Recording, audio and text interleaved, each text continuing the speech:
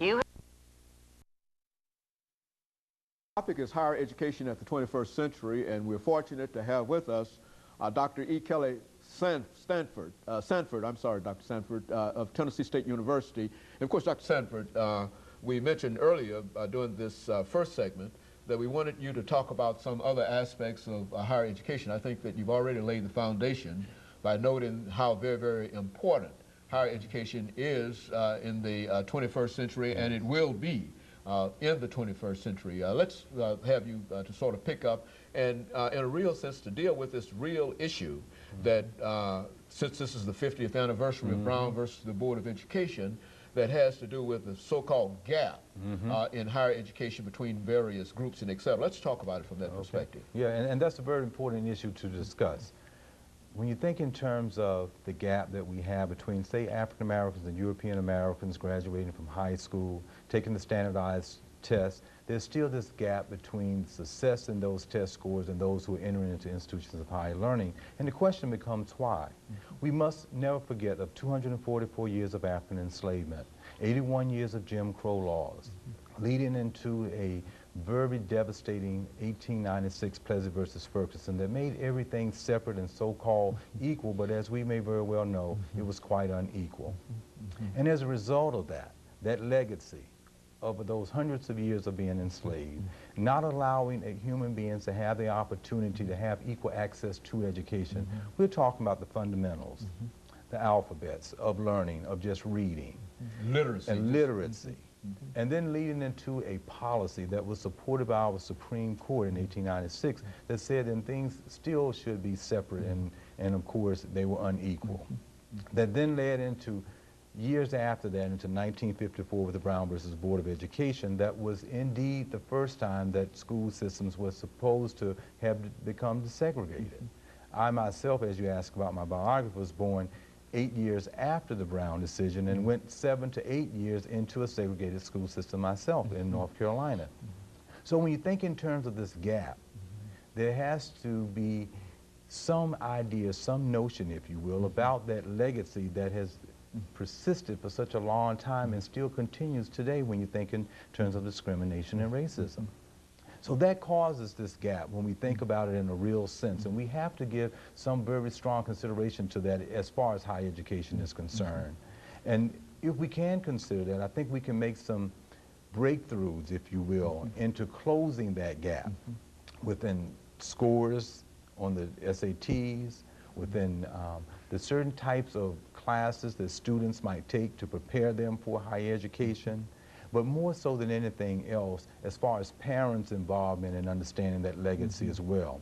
Dr. John Ogbu, a noted social psychologist, speaks in terms of how we need to be familiar with this phenomenon, particularly within the African American community, so that we can bridge that gap between that legacy of what has happened in the past and then try to bridge it into doing better in the 21st century. Dr. Sanford, you know that people have talked about this gap, and they've talked about essentially this legacy that you're talking about. Now, there seems to be an impression among some people that it is wrong in a real sense to talk about this legacy because they believe that this, to speak of this legacy about the denial of opportunities and et cetera, by African Americans, that this seems to undermine any kind of integration between the races and et cetera. Speak to that issue of dealing with education. Okay.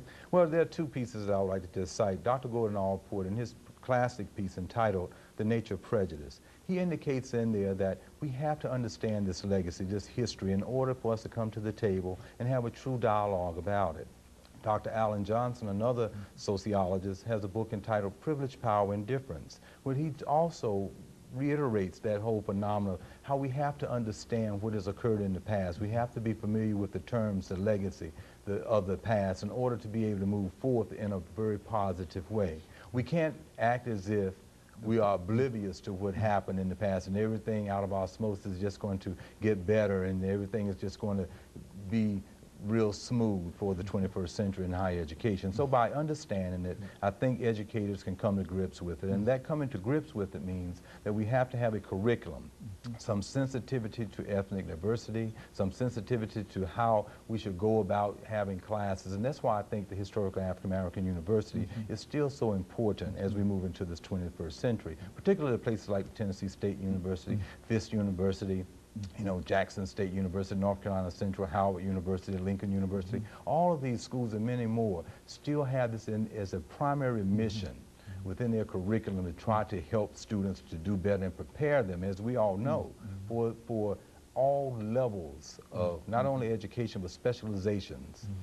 You know, let's talk about these historical black colleges by giving our audience, before we have our second commercial break, 2 or 3 minutes, for some information relative to these institutions themselves and how these institutions came into being.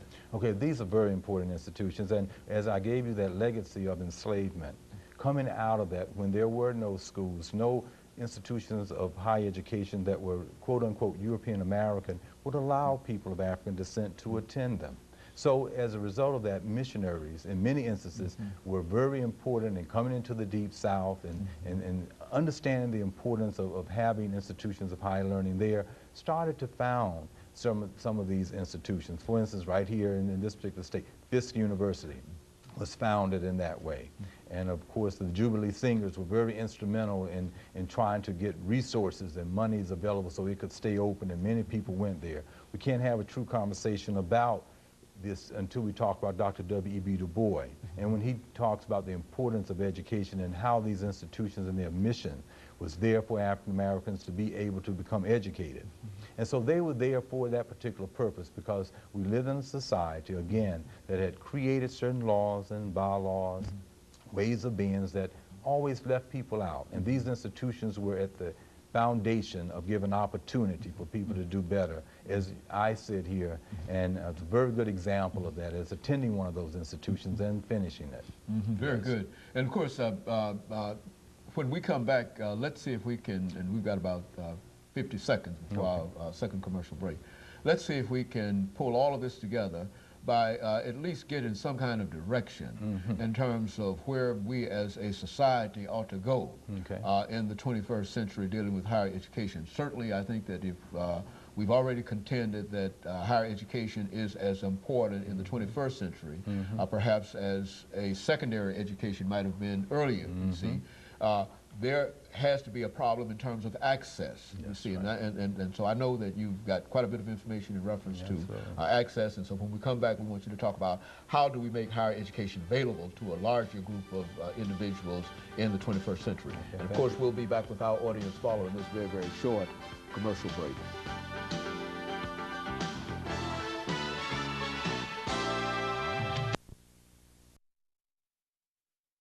The topic is higher education.